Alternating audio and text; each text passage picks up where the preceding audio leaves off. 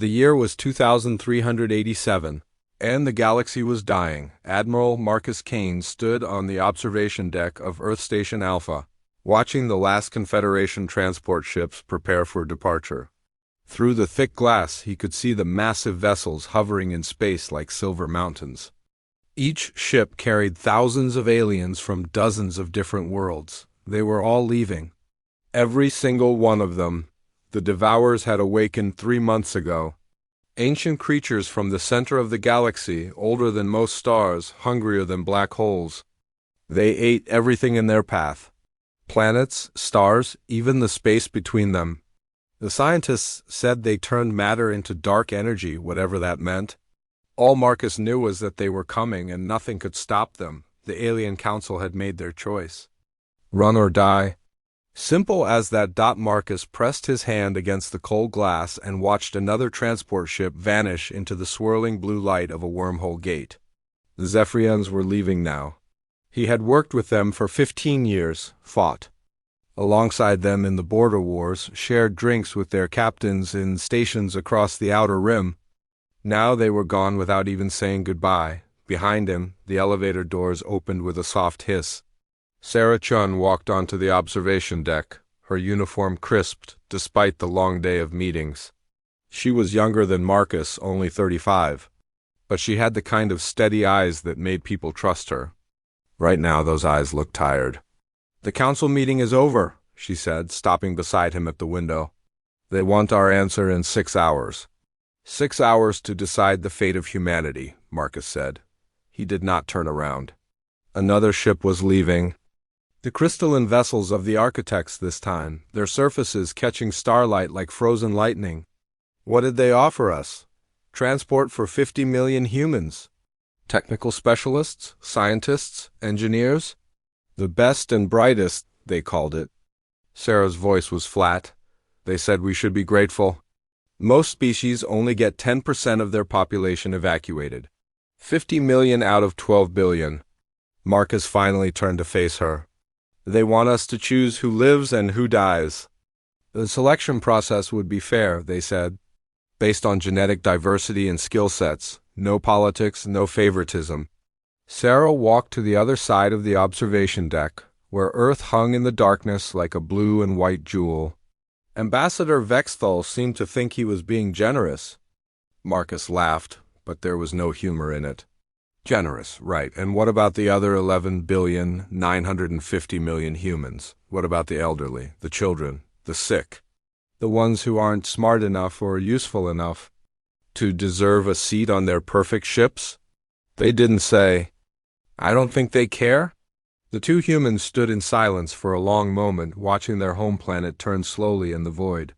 Somewhere down there, 12 billion people were living their lives.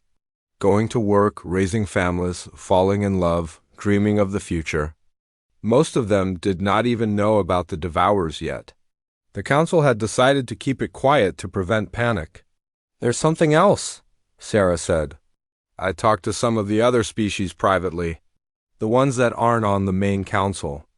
They're scared, Marcus, really scared. The Confederation is only taking the useful ones from their worlds too. They're leaving billions behind. How many? We don't know exactly. But Dr. Yates ran some numbers based on the ship capacities and passenger manifests. Maybe 1 trillion beings are being left behind across the galaxy. Maybe more. 1 trillion lives. The number was too big to understand. Marcus tried to picture it and failed. He could barely understand 12 billion humans, let alone 1 trillion alien beings scattered across hundreds of worlds. The Devourers will reach the outer rim in about 80 years, Sarah continued. The inner systems have maybe a century after that. The Council thinks they can build more wormhole gates in Andromeda, start fresh in a new galaxy. Leave all this behind. And if the Devourers follow them there, then they'll run again and again, forever, if they have to. Marcus walked back to the window. The transport ships were still leaving, one after another, carrying the chosen few to safety while abandoning everyone else. It made him sick. These were the same aliens who had talked about honor and duty and the bonds between civilized species. Now they were running like frightened children, saving only themselves. Have you decided what you're going to tell the council? Sarah asked. Marcus was quiet for a long time. He thought about his daughter Emma, safe in her apartment in New Geneva. She was a teacher, not a scientist or engineer. Under the alien selection criteria, she would not qualify for evacuation. He thought about his neighbors, his friends, the billions of humans who would never get a chance to see the stars of another galaxy. I'm going to tell them no, he said finally. Sarah nodded like she had expected this answer. The whole Security Council agrees with you. So does President Martinez. We took a vote after the aliens left the meeting. It was unanimous. Unanimous? Marcus was surprised. He had expected at least some debate. General Morrison said it best. If we abandon our people now, what's the point of surviving? We wouldn't be human anymore. We'd just be another species of cowards running from the darkness. Marcus felt something tight in his chest loosen. He was not alone in this. What about the civilians? The ones who want to go? We'll put it to a global vote. Every human gets to choose. Stay and fight, or take a chance on the evacuation ships. But if we're doing this, we're doing it as a species. No one gets left behind because they're not useful enough. The aliens won't like that. They'll say we're being emotional, illogical. Let them. They're not human. They don't understand. Another ship disappeared into the wormhole. This one carried the ethereals, beings of pure energy who had been among the first to discover faster-than-light travel. Even they were running. Marcus wondered if there was anyone in the galaxy with enough courage to stand and fight. Sarah, you know what this means, right? If we stay, we die, all of us. The Devourers can't be stopped. Every simulation, every projection, every analysis says the same thing. The galaxy is finished. I know, her voice was steady. But maybe that's not the point. Maybe the point is that someone has to try.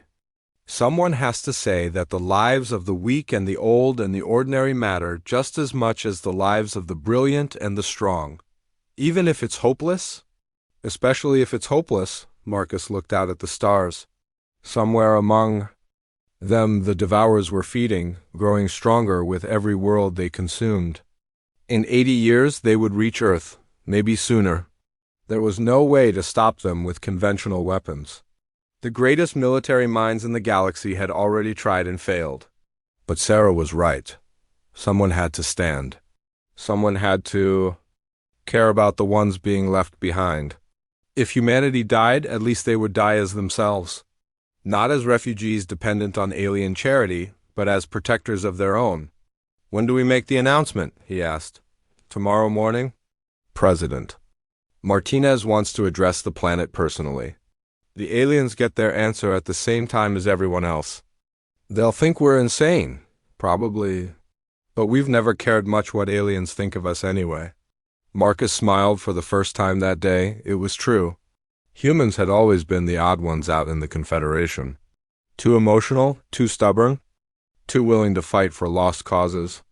The other species found them unpredictable and sometimes dangerous. Now that unpredictability might be their greatest strength.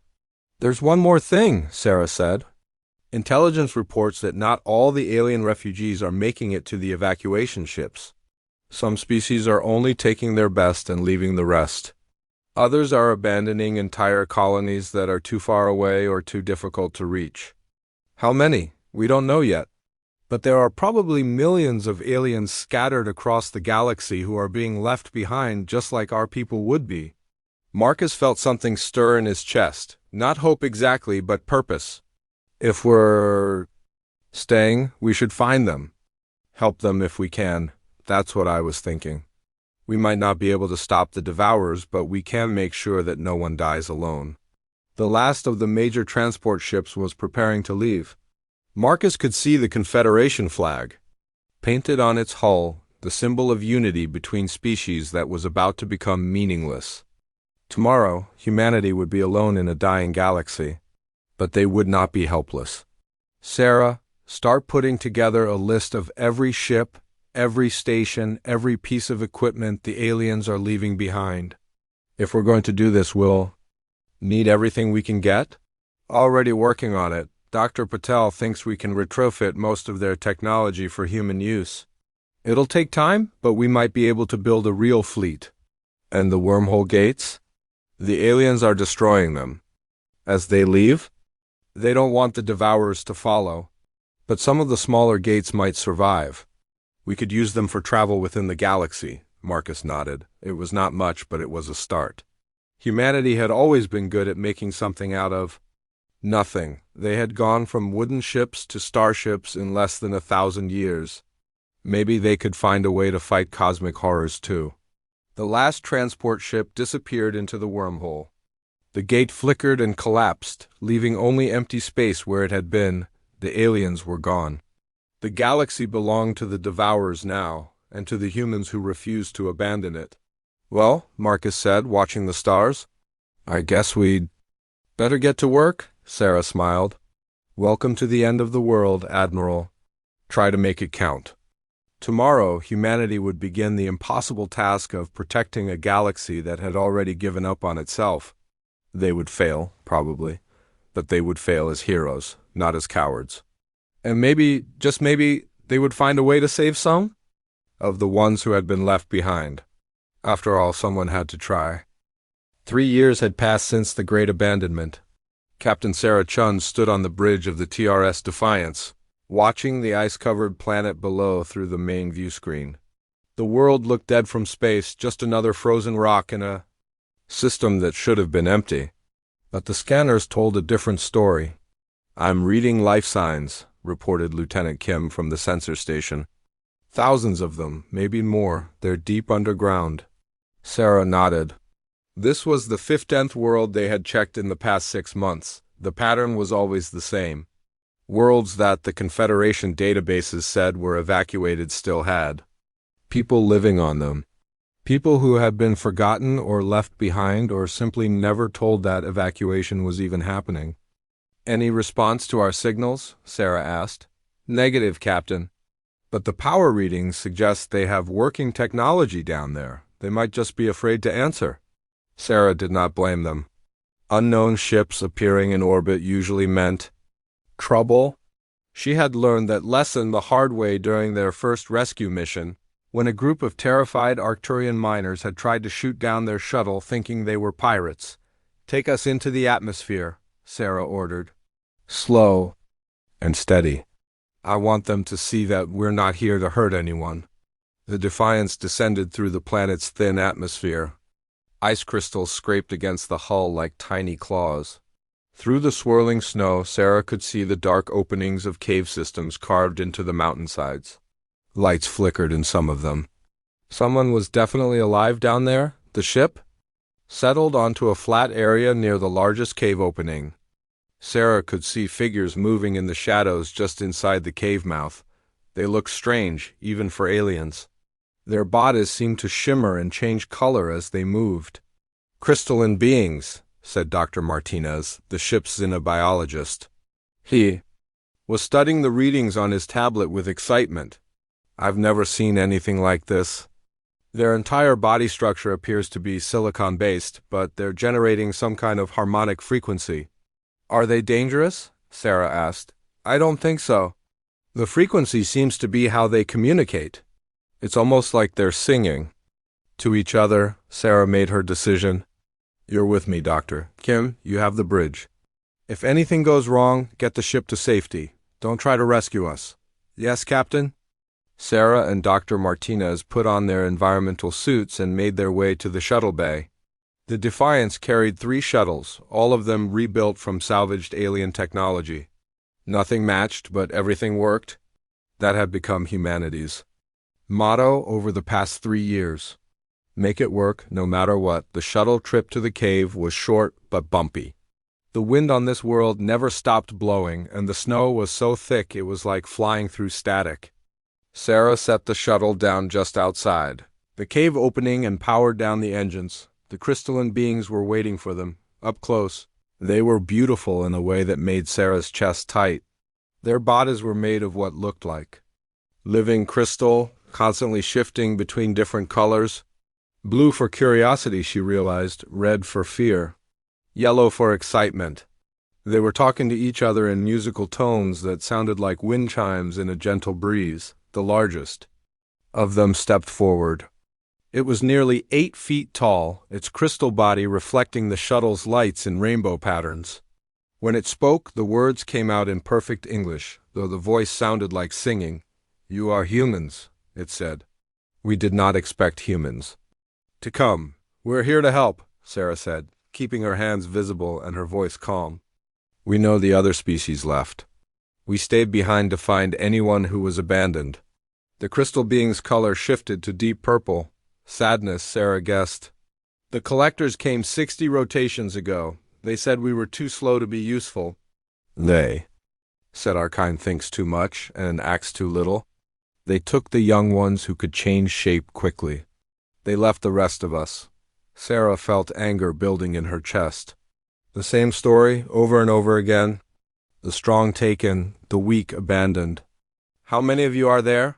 7,000 in this sanctuary. Perhaps 10,000 more in other sanctuaries across the world. We are all that remains of the crystalline collective. Dr. Martinez stepped forward, his scanner beeping softly. "Your harmonic frequency is fascinating. Is it how you process information?" The being's color shifted to bright yellow. "You understand. Yes, we think in harmonies. When many of us sing together, we can solve problems that would take individual minds many lifetimes. But the collectors said this made us too slow for their evacuation schedule." "We have time," Sarah said. "That's one thing we have plenty of. The Devourers won't reach this sector for another 70 years. You know of the Devourers?" The crystal being's color went to deep red. "The collectors said they were unstoppable, that nothing could fight them and survive. Maybe they're right, but we're going to try anyway. And we're not leaving anyone behind while we do it." The being was quiet for a long moment, its color cycling through different shades as it thought.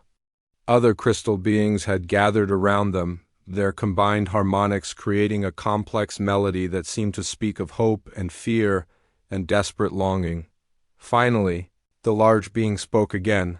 "I am resonance of deep waters. I speak for this sanctuary. If you truly mean to help us, we will listen." "We have ships," Sarah said. "Not many, and they're not pretty, but they work. We can take you somewhere safer. Somewhere closer to other survivors." "Other survivors?" Resonance of deep waters shifted to bright blue. "There are others who were left behind? Thousands of them, maybe millions. We found settlements of elderly Zephyrians whose families said they were too frail to travel. Treant groves where the tree people refused to leave their sacred forests. Mining colonies that were too far from the main trade routes to be contacted in time." Dr. Martinez pulled out his tablet and showed them pictures from their previous rescue missions. "We're building a network of safe worlds in the Kepler sector, planets that are far enough from the Devourer's path to buy us time, but close enough to each other for mutual support." Resonance of deep water's color went to white, which Sarah had learned meant deep thought. The other crystalline beings joined their voices to it in a complex harmony that lasted several minutes. Sarah waited patiently. She had learned that rushing aliens never worked. Everyone had their own way of making decisions. Finally, the harmony ended. "We will come with you," Resonance of Deep Waters said, "but we ask for something in return." "What?" "Let us help. Our harmonics can process vast amounts of information very quickly. We can help you find more survivors, calculate safe routes between worlds, predict the Devourer's movements. Do not treat us as refugees. Treat us as allies." Sarah smiled. This was why she loved this job. Every species they rescued brought something valuable to their growing alliance. The Zephyrians had contributed their knowledge of atmospheric engineering. The Treants shared their biotechnology. Now the crystalline collective offered their incredible computational abilities. "Deal," she said, extending her hand. Resonance of Deep Waters touched her gloved hand with one crystal finger. Where they made contact, Sarah heard a brief, beautiful note that seemed to resonate in her bones. "This is how we seal agreements," the being explained. "Now we are connected. We will always be able to find each other, no matter how far apart we are. The evacuation took 2 weeks. The crystalline beings had built their sanctuaries deep in the planet's crust, connected by tunnels that had taken them centuries to carve. They had art galleries filled with structures that sang when the wind passed through them, libraries where information was stored as crystalline formations that could be read by touching them, gardens where they grew silicon-based plants that bloomed in geometric patterns. Sarah walked through the sanctuaries with wonder. This was a civilization that had existed for thousands of years, and the Confederation had written them off as too slow to be worth saving. It made her sick. "Captain," Dr. Martinez said, finding her in one of the art galleries. "You need to see this." He led her to a chamber she had not visited before. The walls were covered with crystal formations that pulsed with soft light, but these were not decorative.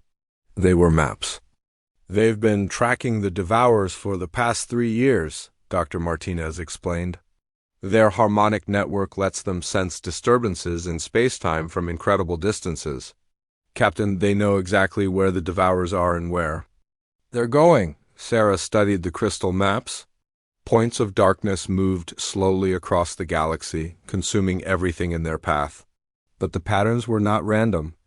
The Devourers were following specific routes, avoiding certain areas, circling back to revisit some regions they had already consumed. They're intelligent, she realized. This isn't just mindless destruction. They're hunting systematically. Resonance of deep waters entered the chamber, its color shifting to orange, which Sarah had learned meant urgency. "You understand correctly, Captain Chun. The Devourers are not mere forces of nature. They plan, they think, they remember." "What are they looking for? We do not know. But our harmonics suggest they are seeking something specific. Something that exists in multiple locations across the galaxy. When they find it in one place, they move to the next." Sarah felt a chill that had nothing to do with the planet's cold atmosphere. An intelligent enemy was much worse than a mindless force of nature. It meant the Devourers could change tactics, set traps, maybe even communicate. "How long before they reached the Kepler sector?" she asked. Resonance of Deep Waters consulted the crystal maps, its body cycling through several colors as it calculated. "If they maintain their current pattern, 73 years, 4 months, 18 days, that's more specific than our best computers predicted. Our harmonics are very precise. We can track their movements down to individual star systems. If needed." Sarah felt excitement building. This changed everything. With accurate predictions of the Devourers' movements, they could plan their rescue operations much more efficiently. They could evacuate worlds years before the Devourers arrived.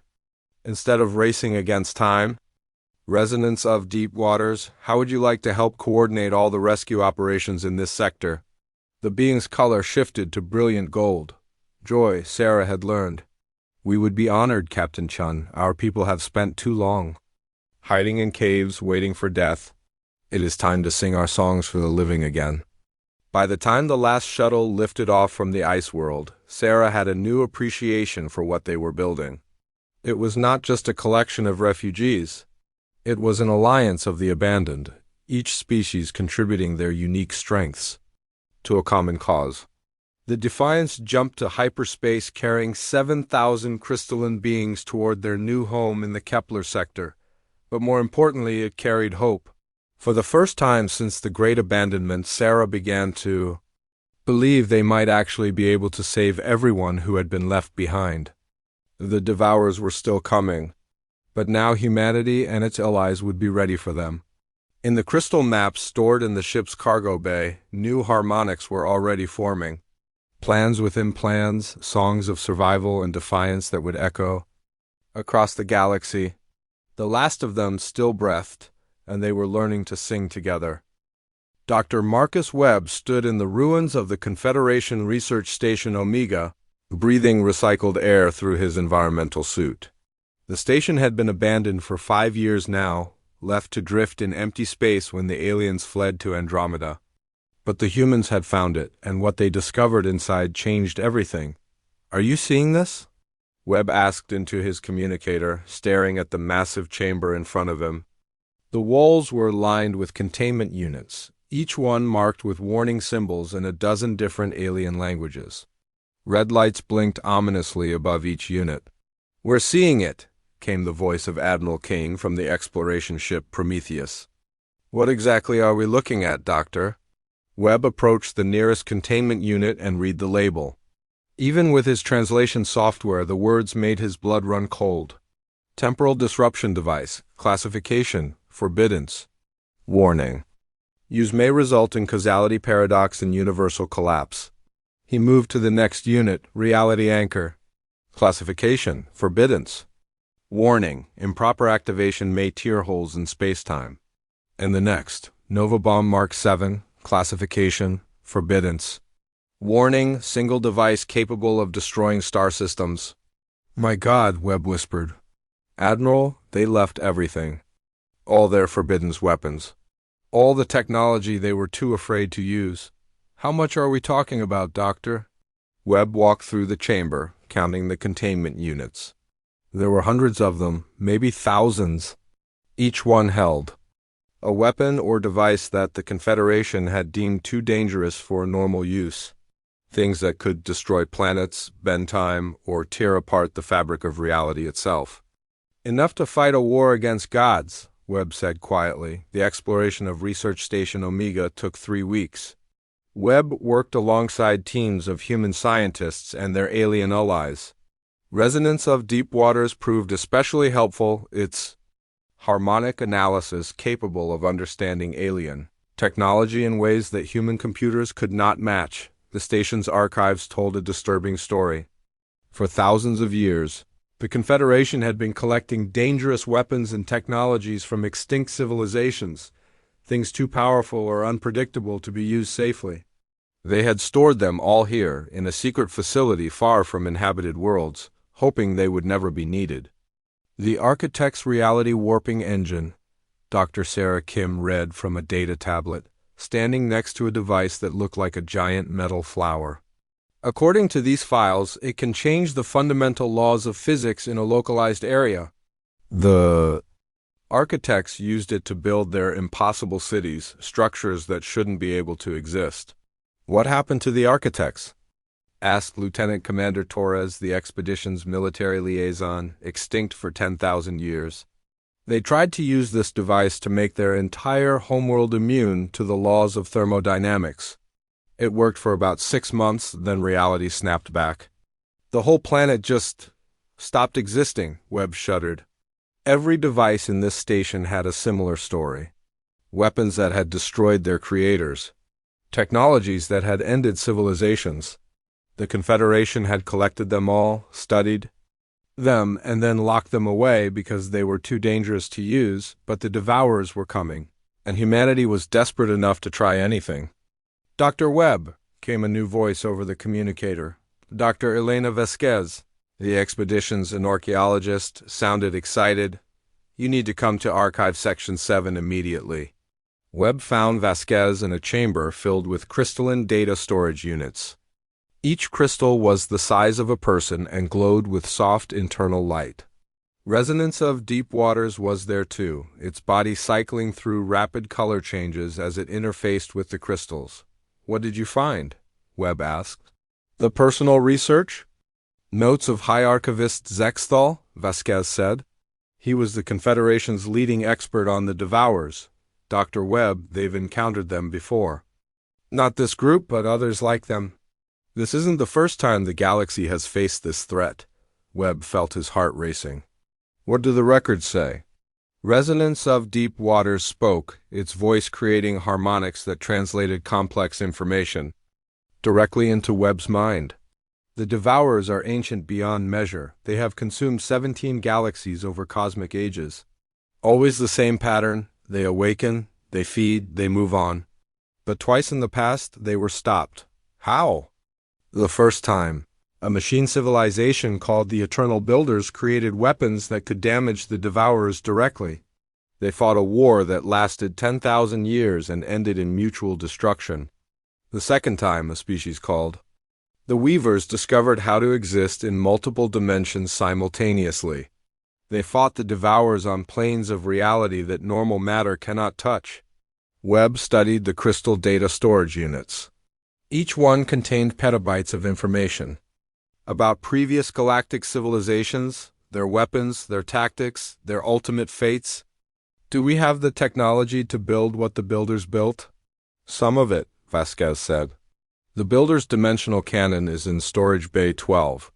So is their quantum disruptor array, but Dr. Webb, these weapons, they require massive amounts of energy, and they're incredibly dangerous to operate. How dangerous? Resonance of Deepwater's color shifted to deep red. The Builders' final battle logs indicate that 90% of their operators died from dimensional feedback. The weapons work, but they consume the life force of those who use them. Webb was quiet for a long moment, thinking, weapons that could hurt the Devourers, but only at the cost of the people using them. It was a terrible choice, but it might be the only choice they had. What about the Weavers' technology? He asked. More complex, the crystalline being replied. The Weavers modified their own biology to exist in multiple dimensions. They became something that was part matter, part energy, part living idea.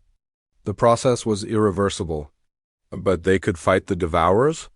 Yes, they fought them to a standstill for 3,000 years. But eventually the Weavers became so changed that they could no longer interact with normal reality. They simply faded away into higher dimensions.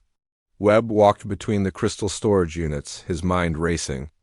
Two civilizations had found ways to fight the Devourers. Both had paid the ultimate price for their victories. The question was whether humanity was willing to pay the same price. We need to bring all of this back to Kepler Station, he decided. The weapons, the data, everything. Let the Command Council decide what we're willing to risk. The journey back to Kepler Station took 2 months. The Prometheus was loaded with forbidden weapons and dangerous technologies, each one carefully contained and monitored. Webb spent the time studying the ancient records, trying to understand how previous civilizations had fought the Devourers. The patterns were always the same. Conventional weapons were useless. The Devourers existed partially outside normal space-time, making them nearly invulnerable to traditional attacks. Only weapons that could affect multiple dimensions or alter the fundamental laws of physics had any chance of success. Kepler Station had grown enormously in the 5 years since the Great Abandonment.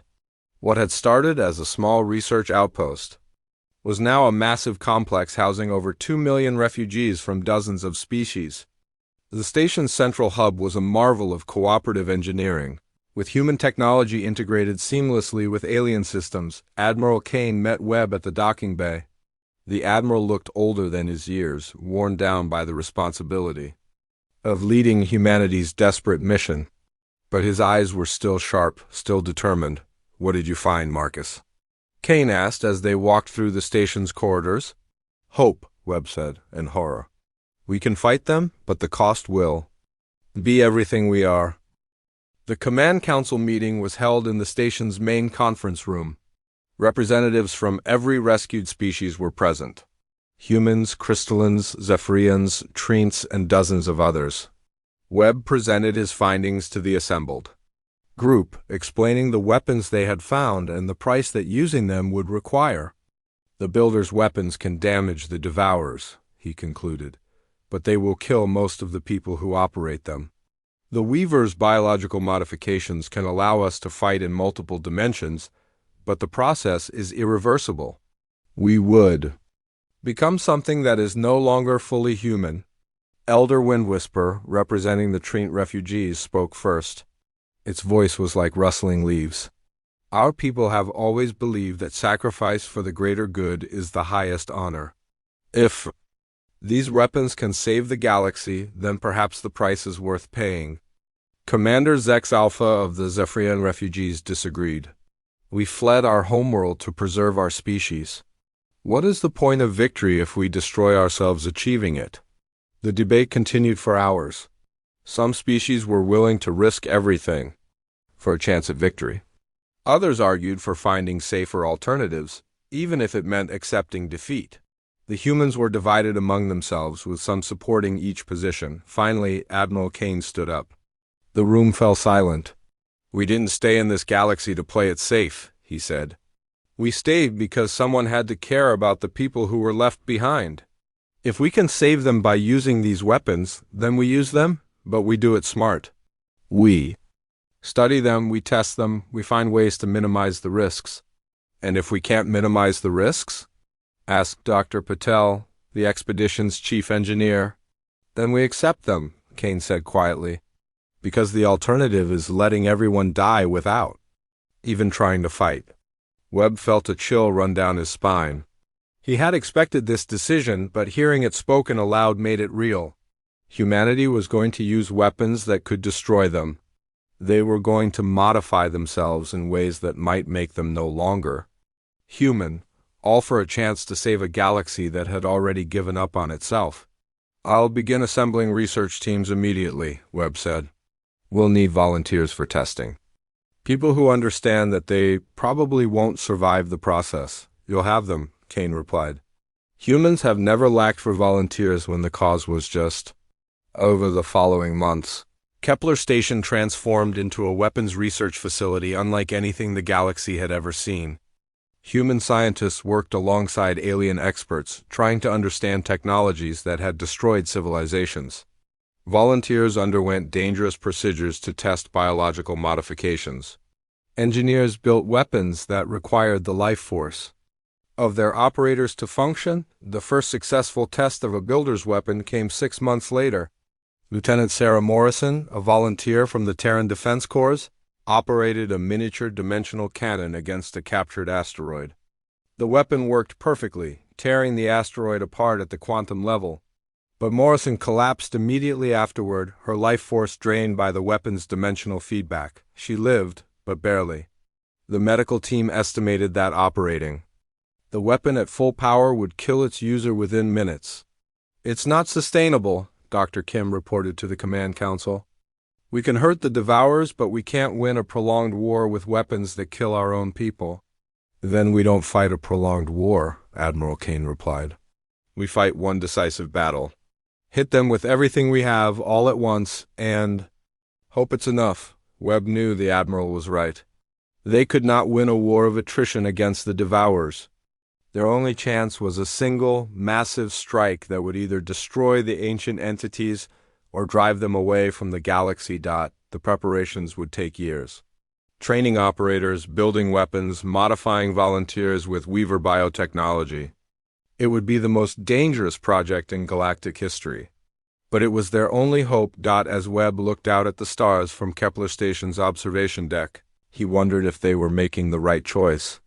The weapons they were building could save the galaxy, but they would fundamentally change humanity in the process.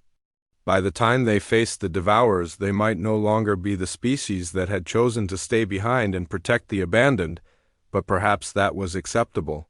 Perhaps becoming something new was the price of protecting something old.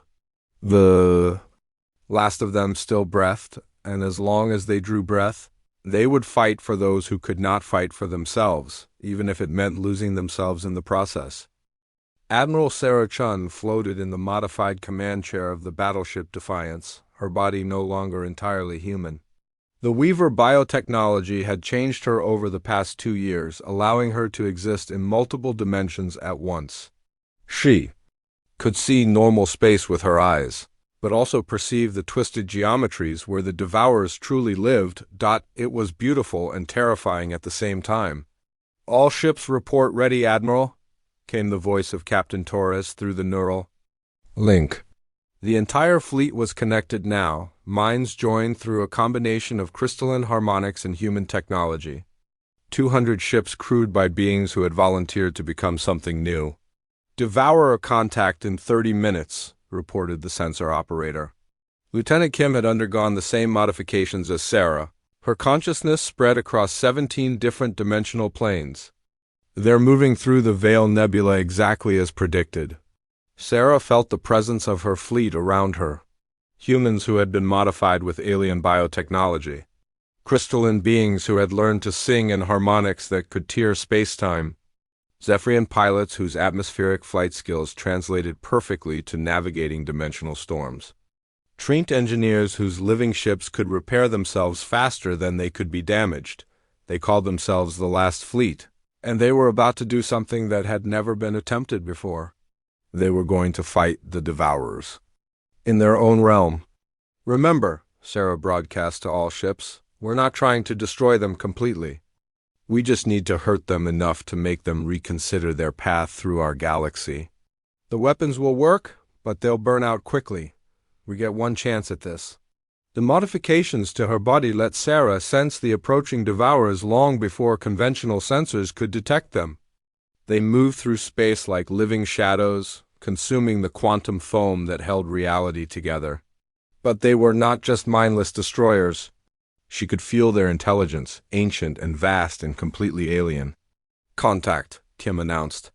3 Devourers entering normal space. Mass readings are incredible. Each one is larger than a small moon. Through the view screen, Sarah saw them appear. They looked like holes in reality, dark shapes that hurt to look at directly. Space around them twisted and bent, stars dimming as their light was absorbed into the creature's impossible forms. Oh. Ships, execute Formation Omega, Sarah commanded. Remember your training. Stay connected through the neural link. If we lose contact with each other in the dimensional storms, we're finished. The Last Fleet spread out in a pattern that would have looked random to conventional military thinking. But Sarah could see it clearly in the higher dimensions. They were surrounding the Devourers in spaces that existed between normal matter and energy, cutting off their escape routes into the quantum realm. Crystalline ships, begin harmonic bombardment, Sarah ordered. The crystalline vessels sang. Their hulls, grown rather than built, resonated with frequencies that could shatter the barriers between dimensions. The sound was beautiful and deadly, like the music of dying stars. The Devourers reacted immediately. They had been ignored conventional attacks for millions of years, but this was different. Sarah watched through her modified perception as cracks appeared in their dark forms, reality bleeding through the gaps. They're hurt, she whispered in amazement. We're actually hurting them, but the Devourers were not helpless. They began to fight back, sending waves of destructive energy through multiple dimensional planes. The first wave hit the modified frigate Courage, and Sarah watched in horror as the ship simply ceased to exist, erased from all levels of reality simultaneously. Courage is gone, Torres reported, his mental voice tight with grief. No survivors detected. Continue the attack, Sarah commanded, though her heart was breaking. They had known the cost would be high. Trient bioships implement route pattern 7. The living ships of the Trient refugees began to change, their organic hulls flowering, open to reveal weapons that pulsed with bioluminescent energy. These were not the crude energy weapons of conventional warfare, but devices that fired concentrated life force itself. The bioenergy weapon struck one of the Devourers, and for the first time in cosmic ages, the ancient entity screamed. The sound echoed across multiple dimensions, a note of pure agony that made every modified human on the fleet convulse in sympathetic pain. Target is wounded, Kim reported through gritted teeth. I'm reading massive dimensional instabilities. In its structure, Sarah felt a moment of wild hope. They were winning. Against all odds, against ancient enemies that had consumed 17 galaxies, they were actually winning. Then the Devourers adapted. Admiral, Torres called out, his voice filled with alarm. They're changing. The wounded one is... It's learning from our attacks. Sarah watched in growing horror as the injured Devourer began to shift its form. Where their weapons had cracked its dark surface, new structures were growing. Armor made from crystallized space-time. Defenses that existed in the same dimensional planes as their attacks. All ships, switch to secondary weapons, Sarah ordered. Builders' cannons, full power. The human crews manning the ancient weapons knew what this order meant. The builders' cannons could punch through the Devourers' defenses, but they would drain the life force of everyone who operated them. It was a death sentence, and they accepted it without hesitation. For the abandoned, whispered Petty Officer Jackson as he initiated the firing sequence on the destroyer Relentless. For those who could not fight for themselves, the builder's cannons fired and reality screamed. Beams of pure dimensional force struck the lead devourer, tearing through its adaptive armor like paper. Dark blood, if it could be called blood, sprayed across the cosmic void. Where the alien ichor touched normal space, impossible things happened. Dead stars flickered back to life. Planets that had been consumed years ago briefly reappeared before fading away again. The devourer that had been struck fell back, its form destabilizing, but the cost was terrible. Sarah felt the lives of her crews burning out as the weapons drained them. The Relentless went dark as its entire crew died at their posts. The cruiser determination lasted only seconds longer. Weapons effectiveness confirmed, Torres reported, though his voice was growing weaker. His ship had fired 3 times, and Sarah could sense his life force flickering like a candle in a hurricane.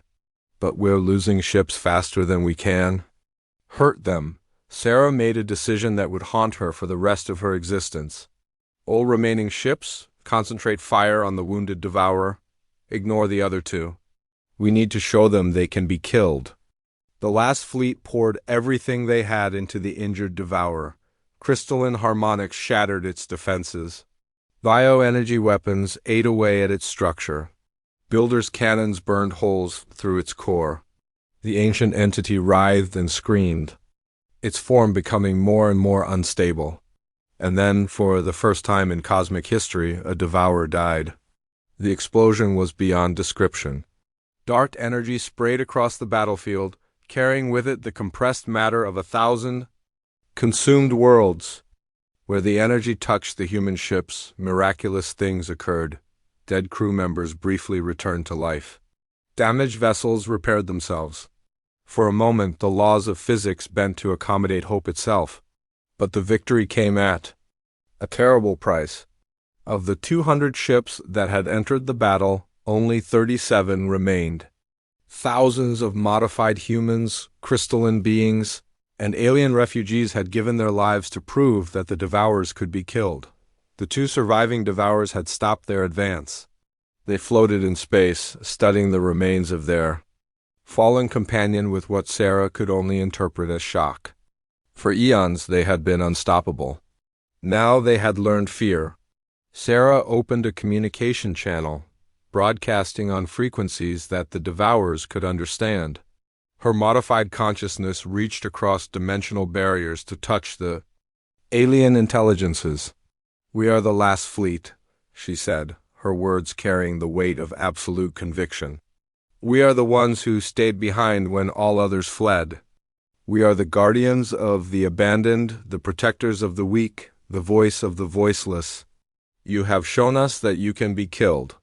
We have shown you that we are willing to die to kill you."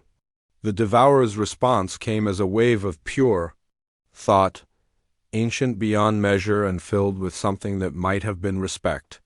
"Small beings," they communicated, "you fight with the fury of dying stars. You sacrifice everything for those who cannot fight. This is unexpected. Will you continue to consume our galaxy?" Sarah asked. The devourers were silent for a long moment, their massive forms rippling with internal discussion. Finally, they responded, "We are ancient. We have fed for longer than your species has existed, but we have never encountered guardians such as you. Beings who would transform themselves, sacrifice themselves, damn themselves for the sake of others." Sarah felt a flicker of hope. "Then you will leave our galaxy alone?" "We will. Consider, your actions have given us much to contemplate. We had forgotten that prey could become predator, that the hunted could become hunter. You have reminded us of truths we thought lost to time."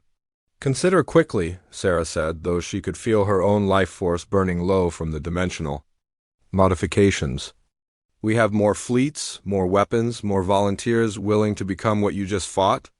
Next time, we will not show mercy." It was a bluff, but the devourers could not know that. The last fleet was nearly destroyed, their most powerful weapons expended, their best pilots dead or dying. But Sarah projected an image of countless modified humans, ready to throw themselves into battle against impossible odds. The Devourers began to withdraw, their massive forms fading back into the quantum foam. But before they disappeared completely, they sent one final message.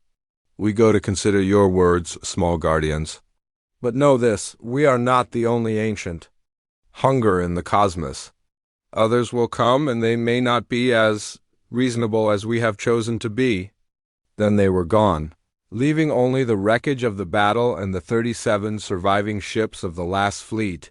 Sarah slumped in her command chair, her modified body barely holding together. Around her, the bridge crew worked with grim efficiency to assess their losses and coordinate rescue operations for the survivors floating in escape pods. Admiral, Torres called from his heavily damaged ship. Kepler Station is requesting a full report. They want to know if we won. Sarah looked out at the stars, now safe from the Devourer's hunger for at least a little while longer. Billions of refugees across hundreds of worlds would live to see another day. The abandoned children of a fleeing galaxy had been protected by those who refused to abandon them.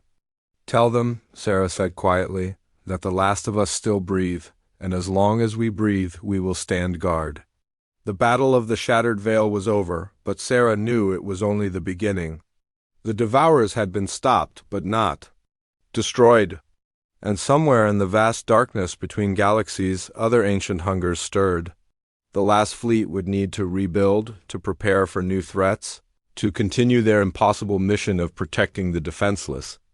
But for now, they had done something that 17 galaxies had failed to do. They had made gods bleed, and in doing so, they had bought time for the abandoned to live and hope and dream of better days. The price had been terrible, but the cause had been just. And for the humans who had chosen to become guardians of the lost, that was enough. 50 years had passed since the Battle of the Shattered Veil, and Admiral Sarah Chun was no longer entirely human. She stood at the edge of the Kepler Observatory, her body existing in 7 dimensions at once, watching the stars with senses that could perceive the hidden currents of space and time. The woman who had once been a simple starship captain was now something between matter and energy, flesh and thought. The Weaver modifications had continued to change her over the decades, and she had embraced each transformation willingly. Someone had to stand watch between the worlds of mortals and gods. The morning reports, Admiral, said Dr. Marcus Webb, approaching through the observatory's crystalline corridors. Webb was old now, his hair white and his face lined with years of impossible decisions. Unlike Sarah, he had chosen to remain fully human, serving as a bridge between the transformed guardians and the people they protected. Thank you, Marcus, Sarah said, accepting the data tablet, though she no longer needed it to see. Her modified consciousness could access the station's information networks directly. How are our refugees settling on New Haven? Better than expected. The Zephyrian atmospheric engineers have created weather patterns that feel like home to most species. The trink groves are already producing food that can nourish 17 different biochemistries. The children are adapting fastest, of course. Sarah smiled, an expression that created ripples in the dimensions around her. Children, that was the miracle they had never expected. When the aliens fled the galaxy, they had taken their young with them.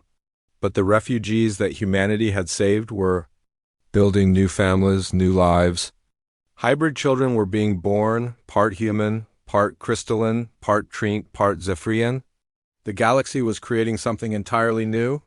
Any word from the deep space monitors? Sarah asked. Webb's expression grew serious. Station Delta 7. Detected another probe last week. The same energy signature as the ones we've been seeing for the past 10 years. Someone is watching us from outside the galaxy, Sarah nodded. She had been expecting this news. The Devourers had kept their word and left the Milky Way alone, but their parting message had been clear. Other ancient powers existed in the cosmic void, and humanity's defiance had not gone unnoticed. Have we identified the source? Dr. Patel thinks they're coming from the direction of the large Magellanic Cloud, whatever they are. They're taking their time to study us before making contact. Sarah walked to the observatory's main window, looking out at the stars that had become her responsibility. The galaxy looked different now than it had 50 years ago. Where the Devourers had consumed star systems, new stars were being born. The dark energy released when they killed the first Devourer had somehow accelerated stellar formation, creating young blue giants that burned with impossible brightness. The crystalline harmonics are detecting something else, Webb continued. Resonance of Deep Waters believes there are patterns in the new star formations, as if the galaxy itself is trying to communicate. Sarah extended her consciousness toward the distant stars, feeling their quantum vibrations through the dimensional veils. Webb was right. There was a pattern, a rhythm in the stellar births that suggested intelligence. The galaxy was waking up. Schedule a meeting with the Council of Species, Sarah decided. It's time to discuss what we're going to do when the Watchers decide to introduce themselves. The Council of Species had grown from a desperate alliance of refugees into something unprecedented in galactic history. Representatives from over 300 species gathered in the Great Chamber of Kepler Station. But these were not the same beings that had been abandoned 50 years ago. The Crystalline Collective had learned to sing in harmonies that could bend space-time. The Trink Groves had grown living starships that could cross the galaxy in weeks instead of months. The Zephyrian pilots had mastered atmospheric flight in 7 dimensions. And the humans had become something that existed between physical reality and pure thought. Elder Wind Whisper spoke first, its ancient voice rustling like leaves in an autumn wind. The new growth patterns in the outer rim suggest that our galaxy is developing its own consciousness. The Trink root networks can sense it, a vast intelligence spanning light years, thinking thoughts that take centuries to complete. Resonance of Deep Waters chimed in with crystalline tones that translated directly into meaning.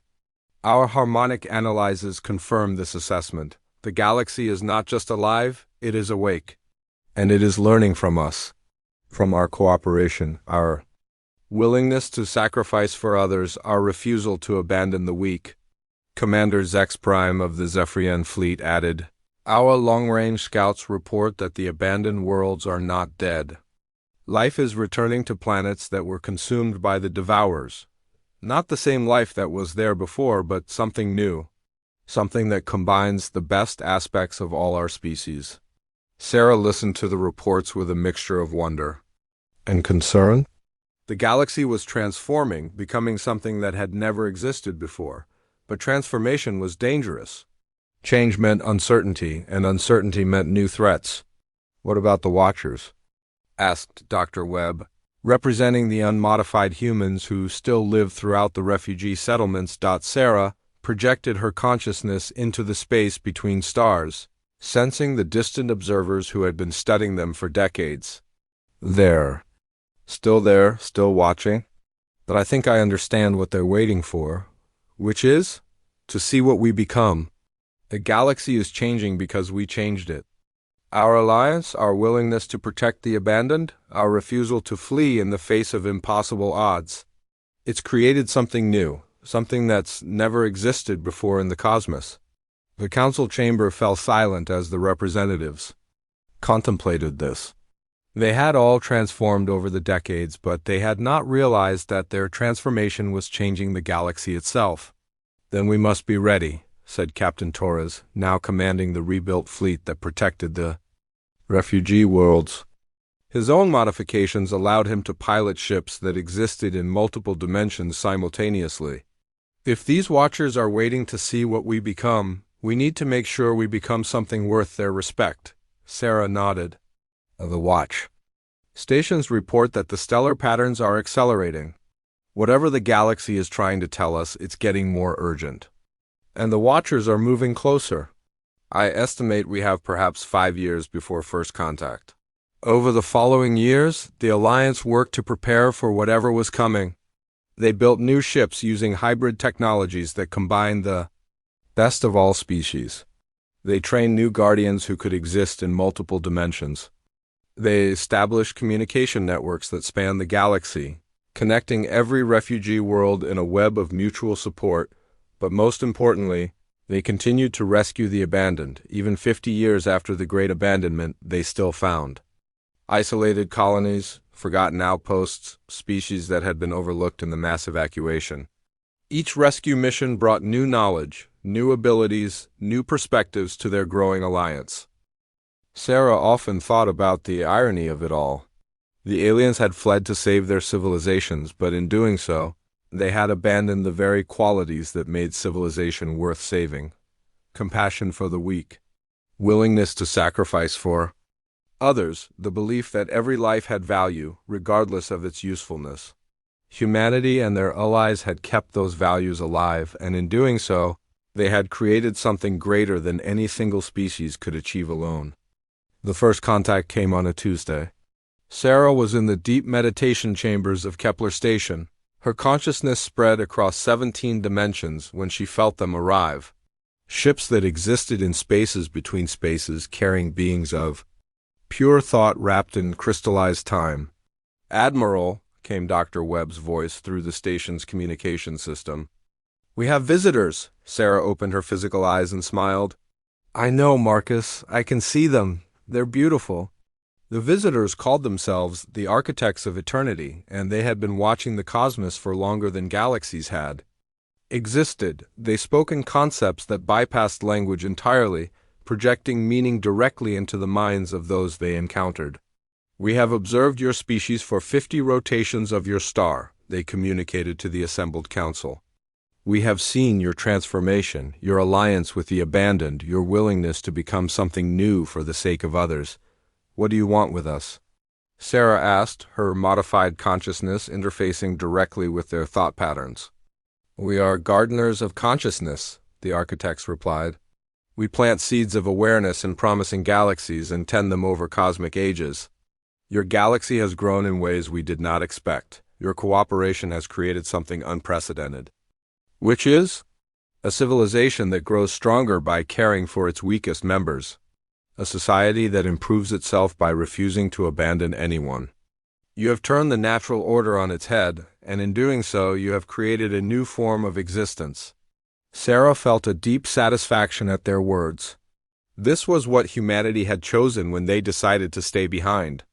Not just survival, but the preservation of something precious that the fleeing aliens had lost. "The galaxy itself has awakened because of your example," the architects continued. "It has learned to value the abandoned, to protect the weak, to sacrifice for the greater good. You have taught an entire galactic consciousness to be compassionate. What happens now?" Webb asked. "Now you continue to grow? Continue to protect. Continue to teach the cosmos that strength comes not from abandoning the weak, but from lifting them up. Other galaxies are already beginning to change, influenced by the patterns you have created here." Sarah looked out at the stars, seeing them with senses that transcended normal perception. The galaxy was alive, awake, and learning.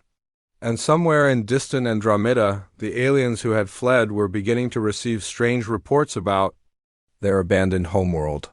Reports of new stars being born, of dead worlds coming back to life, of a thriving civilization built on principles they had forgotten. Some of them were building ships to return home. "Will you help us?" Sarah asked the architects. "We will watch. We will guide when guidance is needed. But this is your garden now, your responsibility. You have become the gardeners of compassion in a cosmos that had forgotten what compassion meant." The architects departed as quietly as they had arrived, leaving behind only a sense of vast approval and the promise of continued observation. Sarah returned to her watch at the edge of known space, her consciousness spanning dimensions, her purpose clear. She was no longer Admiral Sarah Chun of the Terran Defense Corps. She was something new, something unprecedented. A guardian of the abandoned, a protector of the weak, a bridge between mortals and gods. Around her, the galaxy pulsed with new life, new hope, new possibilities. The aliens had fled to save themselves, but in staying behind, humanity had saved something far more precious. They had saved the idea that every life mattered, that the strong had a duty to protect the weak, that civilization meant caring for those who could not care for themselves. The last of them still breathed, and in their breathing they had given breath to an entire galaxy. Stars were being born in patterns that spelled out messages of hope. Dead worlds bloomed with hybrid life that combined the best of all species. Children who were part human, part alien, part something entirely new played in gardens that spanned solar systems. And at the edge of it all, Sarah Chun stood watch. No longer human, but still carrying within her the best of what humanity had been, ready to face whatever new challenges the cosmos might bring, secure in the knowledge that as long as she drew breath, no one would be abandoned. No one would be left behind. The galaxy had learned to love, and love was stronger than any darkness the universe could create.